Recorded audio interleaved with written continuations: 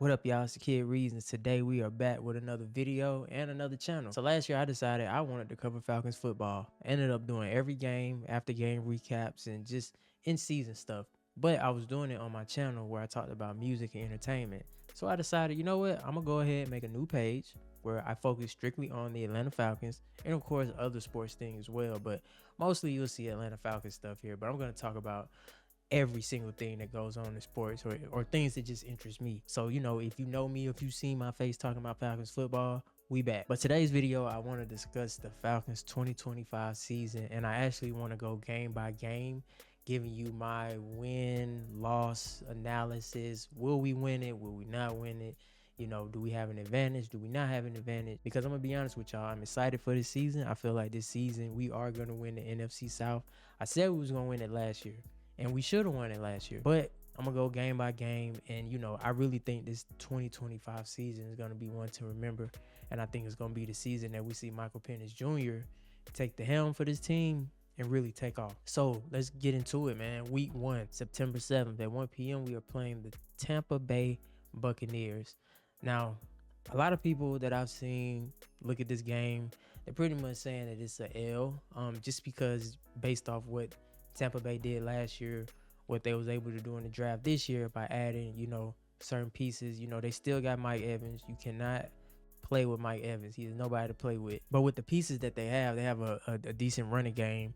I think that's going to be a game that's going to go down to the wire. But to be honest with you, I think we can beat the Buccaneers because with Baker cool, but Baker can make mistakes. You know what I'm saying? Like, Baker gonna give you 1 or 2 interceptions a game. And with the way the defense has shaped up in the draft for us, and that's another video that I plan on touching on later, but just the way that we drafted in our defense, I really think that our pass rush is gonna make it hell for Baker Mayfield. He's gonna be scrambling, he's gonna make some mistakes. So I think that's a game that we honestly can take. And it's at home opener. You know, the energy is gonna be crazy in that building. The Dirty Bird area, all that is gonna be going crazy. So I'm looking forward to that game, but that's a dub. Week 2, we got the Vikings, and we got JJ McCarthy versus Michael Penix Jr. Now, we haven't really seen a lot from JJ, right? He's coming back from an injury. Technically, he's still a rookie, and, you know, we'll be going up against them. Now, you cannot discredit or discount or play with the Vikings defense. They still had that same defense. They still had that defense that's going to get after the quarterback. And, you know, with Michael Penix, he can run, he can scramble, but that defense know how to get you off kilter.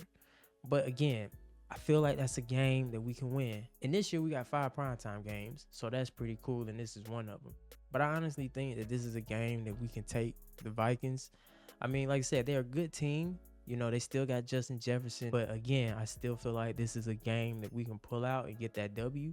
Maybe we win by a field goal, or maybe I'm just being biased. But, you know, I see the Vikings as a good team, but not an impossible team to beat. You understand what I'm saying? Week 3 against the Panthers. The Panthers, who for some reason think that they're our rivals. I don't know why or what side of the bed they woke up on and they felt like that we were their rivals. We're not. We still the big dogs in the game. I know that last game of the season kind of gave y'all false hope. Understand that was a Jimmy Lake-led defense, and if you look at any of my videos that I did last year covering the games, you can see that I was not a big fan of Jimmy Lake's scheme. He had our pass rushers dropping into coverage. Make it make sense. Anyway, week 3 against the Panthers, I think that's a W. It's Bryce Young. They did add a lot of weapons for him. They drafted some wide receivers for him. They added some pieces on defense. They added a pass rusher. They added a offensive lineman. So they added some pieces, but I still feel like they didn't solely focus on the defense as much as they should. Because last year, their defense was slaw. Like, let's keep it real. Their defense was not good. Now, that last game last year they played against us, that's an anomaly. You understand what I'm saying? Because we was going bar for bar with them, right? But they got the ball last. They won. But either way, I think we start off the season 3-0. Now, next week, we play Washington, and I think that is a home game. Yeah. So, September 28th, play Washington 1 p.m. at home. That might be the first L of the season. And I say that because you got Dan Quinn coming back. They still got everybody that they had last year. I think they added Deebo Samuels over the offseason, if I'm correct. You give Jaden Daniels a whole nother weapon to work with with the weapons that he's already got. And I think that's going to be a close game. But I honestly think they're going to pull that one out just because, still early in the season. The defense is probably still trying to work the kinks out. The offense is probably still, working kinks out here and there. But I think that game against Washington is going to be, it's going to be one, but I don't think we pull that one out. So chalk it up to the first loss of the season against Washington. Then we have a bye week, which is very controversial because it is week 5. That is super early to be having a bye week. Now, it's bad for the players because, your bye week is hella early. And from there, you're going to have to play 1, 2, 3, 4, 5, 6, 7, 8, 9, 10, 11, 12, 13 games like every week from week 5. So it's terrible for the players because, they're not really going to get no rest. Maybe they'll work in ways to get rest with the overseas game that we have. But for the fans, this is wonderful. Because after week 5, we have continuous Falcons football every single week. Who wouldn't want that? You get to see Michael Penix every week. Prime time, not prime time, don't matter. Every week from week 5 on, we got a game. So, hopefully they come out of that bye week energized and, ready to hit the ground running. Okay, so week 6, the Buffalo Bills at home. Another game that a lot of people are saying is an L because it's Josh Allen, it's the Bills, it's still a playoff team, a Super Bowl contender. They're coming home. I think us being home will give us the advantage, but again, it's the Bills. So as much as I want to say it's a win, it still might end up being an L. And the only reason I say that is because it's Josh Allen and the Bills. That's a game that might be an L, so that might be the L that we get, the second L of the season that we get, starting the season off 3-2. So week 7, we going to San Francisco against our old friend Kyle Shanahan. The same Kyle Shanahan that just didn't run the ball. Just run the ball, bro. We if you would have ran the ball, we would have kicked the field goal, and that would have been game. But that's neither here nor there. I don't want to bring up old Super Bowl stuff. But San Francisco, they still have their tight end, but other than that, I honestly think we're gonna ink out a win with this one because they lost a lot of pieces.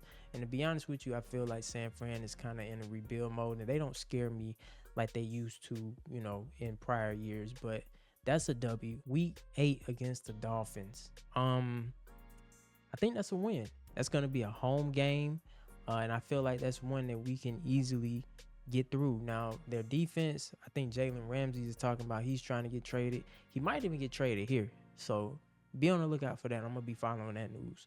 But week 8, we go against them. Tua, pretty cool offense. They still got Tyreek Hill, but nothing about that really scares me. Like I said, I feel like with our pass rush this year, hopefully they're going to get it to a point where they're getting after the quarterback completely aggressive, and you're not giving Tua all that time back there to just air the ball out and do whatever he wants. So I honestly believe that we're going to get the dub in week 8, and you can go ahead and add that to the belt. So that's only 2 losses that we're chalking up in 8 weeks. And to be honest with you, looking forward, I feel like we get a lot more wins. So week 9, we're going against the Patriots. Again, another team that's kind of in that rebuild state. They just got a new head coach. They drafted okay, you know what I mean? But again, I still feel like that's a game that we can win. And plus, every time we play the Patriots, that's always get back for the whole 28-3 stuff. I don't care if Tom Brady's not playing there anymore. If we're going in here to play the Patriots, we need to go in on a mission and stomp them. Week 10 against the Colts. Now, this game, week 10, is going to be overseas. This is our overseas game. And it's going to be at 9:30 in the morning. So if you got your alarms, make sure you set them. Because you can't be waking up at 12, 1 o'clock talking about you finna watch the Falcons. No, the Falcons gone because the game came on at 9:30. But again, another game that I feel like we can win against the Colts. I think their QB is it Anthony Richardson? I want to say. So if he's still the QB, still a good QB, very athletic. He's mobile when he wants to be. But accuracy, I'm not worried about that. And honestly, I feel like with our defense, with that secondary, I feel like we should be able to take advantage of any mistakes that he does or, whoever they have at QB. So I'm chalking that up to a W. Week 11, we back home playing the Panthers. Again, this is our second time playing the Panthers. I feel like this is a win. Now, I'm not saying that the Panthers are a pushover because they did draft okay.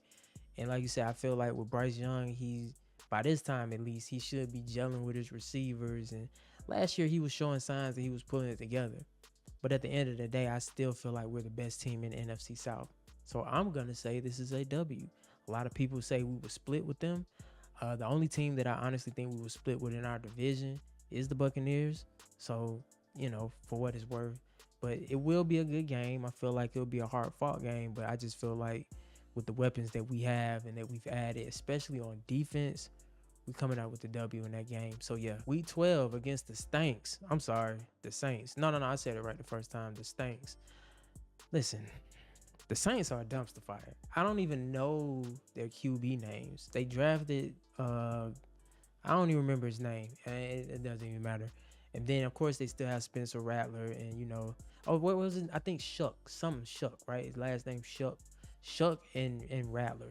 And as far as their team, bro, nothing about the Saints scared me. They just don't. Kellen Moore, their new head coach, he's a great offensive mind, but I don't think he's the guy that you want to put in there to try to rebuild that Saints team because they're going nowhere fast. They strike no fear in nobody. And even the Saints fans know that this is clearly a rebuild year just to see what they got because I don't see them beating us this year. Matter of fact, we need to go into their stadium because it's an away game and we need to stomp them. Now, they have all the way to week 12 before they play us. So they have time to get their act together. But again, another W on the list for us. Week 13, we play the Jets. Now, you can't see it because my screen is in the way, but week 13, we play the Jets. That's another away game. Going up against Justin Fields, somebody that I felt like at one point was probably going to be an Atlanta Falcon QB. It just didn't work out like that.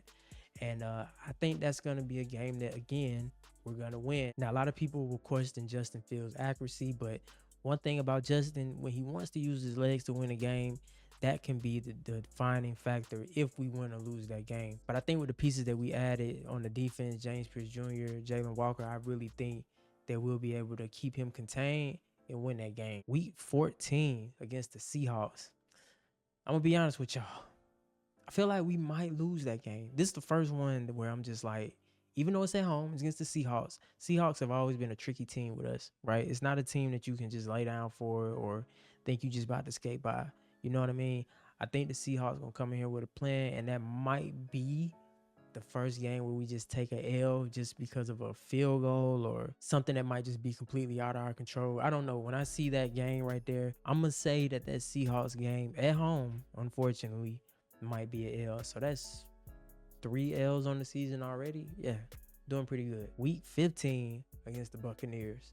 Now, this might be another L, y'all. Because like I said, I feel like we will split with the Bucs. But by week 15, I feel like whatever kinks that they didn't have worked out in week 1, it might come back to bite us in the ass. And they might hand us a L right there. So that's 4 L's on the season. Then you got the Cardinals week 16. You got Kyler Murray back there dishing the ball around. You still got Marvin Harrison Jr. out there. And to be honest with you, that might be another L. And that would be 3 in a row.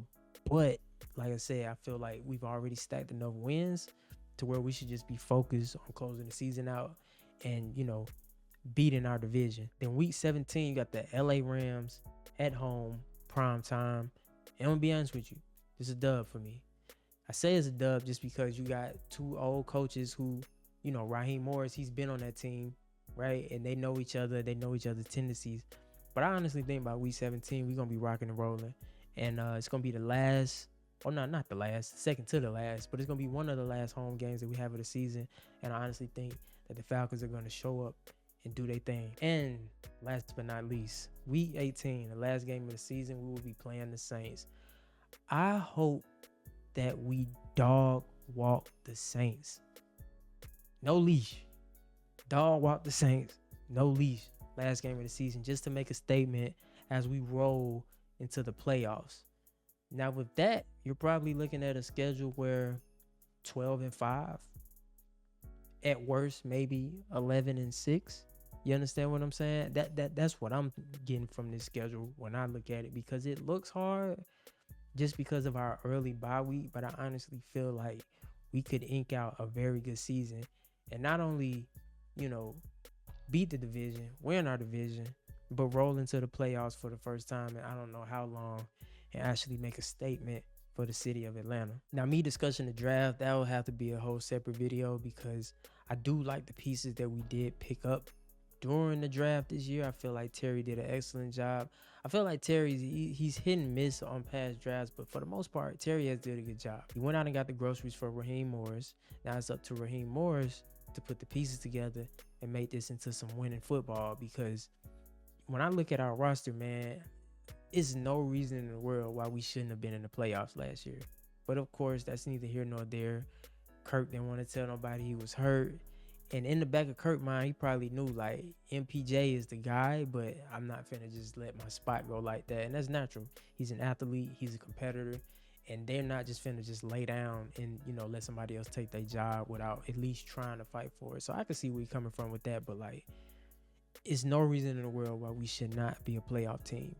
My division does not scare me, right? And other than, like you say, a few games out of the season where we have to meet our division rivals twice, and yeah, a couple of away games, but other than that, I feel like we really have it's a decent schedule. I don't like the early bye week, and from what I heard, that it wasn't really our choice, but being that there's so many teams that are playing international games this year, we didn't really have a choice as to when we could pick our bye week, and we kind of just got stuck with whatever we got stuck with. But that's where coaching, conditioning, making sure your guys are ready to go, that's what that's for, right? So make sure your guys are ready to go after week 5, because it's going to be football every single week on out until the end of the season. And for the fans, that's cool. But for the players, if they're not conditioned right, if they're not ready to go, it's going to be a long season. But yeah, make sure y'all stay tuned for more Atlanta Falcons videos, more sports videos, because this is where you're going to find them from now on. If you want to see like entertainment, hip-hop videos, head over to the Ríez 777 page. That's where I talk all that. But anything related to sports is going to be here from now on. And again, ladies and gentlemen, make sure y'all be safe, stay carefree, and I'll catch y'all in the next video. Peace.